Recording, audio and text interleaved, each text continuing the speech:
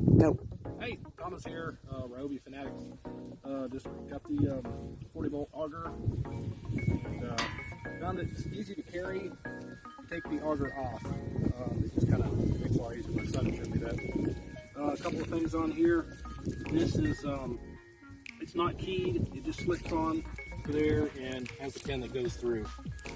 Got a full charge battery that came with it. You can see that. Here we go. Alright, got some indicator lights. One is running, it'll pop on as soon as you start using it, and it's got fault overload and kickback prevention. Those should pop on if you have any issues.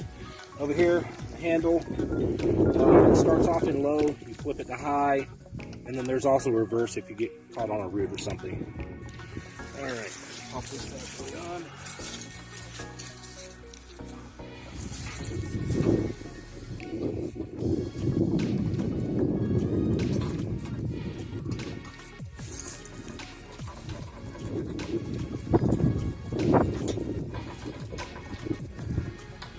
Wind up. A little bit up towards you. Down my way a little bit. Okay. A little bit of a pain to get lined up, but it's all right. All right, let's give this a shot. All right, get it on low. There's a safety trigger right here. You have to flip that over before you can mash the button. Okay, here we go.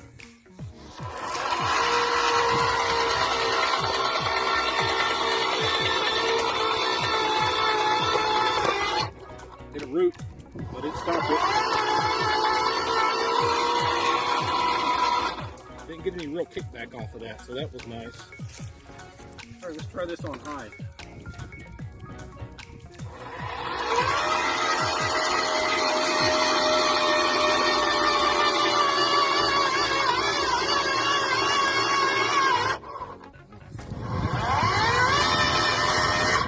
All right, reverse it out. It's hardly any work at all. I like it. I like it a lot. Thanks.